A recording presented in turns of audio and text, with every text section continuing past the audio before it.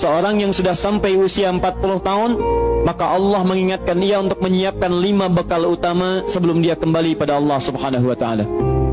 Hati-hati yang sudah sampai 40 tahun, jika Anda belum memiliki satu di antara 5 ini, Anda mesti khawatir. Karena ini peringatan dari Al-Quran. Baik, 1. Qala rabbi auzi'ni an ashkura ni'mataka allati an'amta 'alayya wa 'ala walidayya. Amanat pertama, kata Allah, dia mesti memperbanyak doa kepada Allah Subhanahu wa taala agar dibimbing. Banyak doa agar dibimbing mensyukuri nikmat hidup, plus bisa meningkatkan bakti pada orang tua. 1. Rabbi auzi'ni an ashkura ni'mataka allati an'amta 'alayya wa 'ala walidayya. Perhatikan baik-baik. Ya Allah, mohon bimbing saya untuk selalu bisa mensyukuri segala nikmat yang telah Engkau berikan pada saya sekarang, 1, dan pada kedua orang tua saya. Baik, jadi kalau sudah sampai usia 40 tahun, pertama, Anda memohon doa kepada Allah untuk dibimbing terus bersyukur kepada Allah. Ini yang mau saya tegaskan. Lihat baik-baik. Apa itu syukur? Tidak ada makna lain dari syukur yang tertuang dalam Al-Quran dan hadis kecuali ungkapan kebahagiaan atas nikmat yang Allah berikan kepada kita dengan cara menggunakan nikmat itu sesuai dengan fungsi yang telah Allah tetapkan. Misal, kita akan bersyukur dengan nikmat penglihatan mata. Anda diberikan 40 tahun dalam hidup, mata masih bisa melihat. Bagaimana mensyukuri nikmat mata? Kalau Anda ingin syukuri nikmat mata, maka yang paling singkat, gunakan nikmat mata ini sesuai dengan peruntukan yang telah Allah tetapkan. Fungsi yang telah Allah tetapkan. Apa fungsi mata? Masih ingat? Melihat yang baik-baik. Quran surah ke-24 ayat 30 untuk laki-laki, ayat 31 untuk perempuan. Qul lil mu'minina yaghuddu min absarihim. Katakan pada pria-pria yang merasa punya iman. Dengan iman itu dia yakin dengan akhirat. Wabil akhirati hum yuqinun. Karena yakin dengan akhirat dia sadar akan pulang dan dia tahu nikmat matanya akan ditanya oleh Allah Subhanahu wa taala. Katakan pada pria-pria yang yakin bahwa matanya akan ditanya oleh Allah. Quran surah ke-17 ayat 36. Inna sam'a wal basara wal fuada kullu ulaika kana anhu mas'ula. Setiap pendengaran Anda, penglihatan Anda, plus apa yang Anda pikirkan, satu saat akan ditanya, dipertanggungjawabkan di hadapan Allah Subhanahu wa taala. Karena itu kata Allah, katakan pada orang-orang yang yakin dengan itu semua, ghuddu min absarihim, matanya hanya boleh melihat yang baik-baik saja. Yang tidak baik palingkan. Ibu juga sama, ayat 31-nya.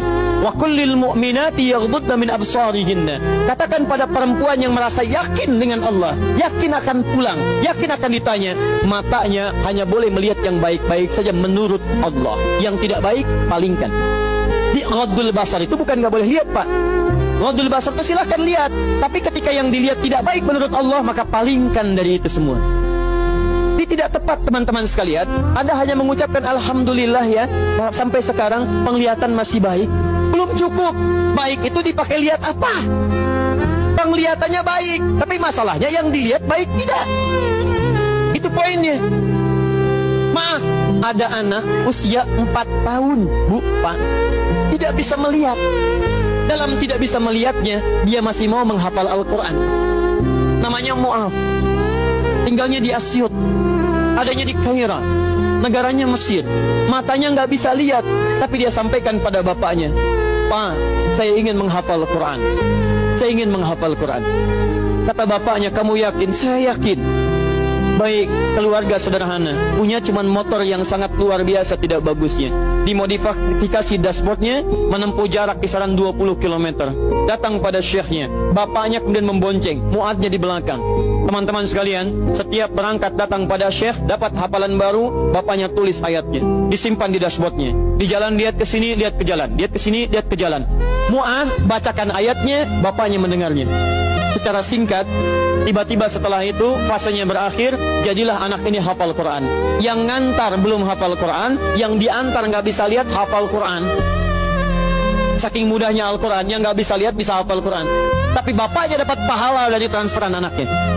Perhatikan baik-baik. Begitu dibacakan Qurannya, bagus makhrajnya, viral kisahnya.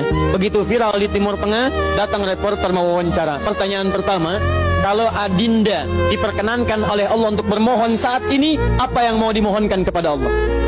Reporter ini mengira dia akan meminta doa seperti ibunda Imam Al-Bukhari bermohon kepada Allah supaya Al-Bukhari disembuhkan dari butanya.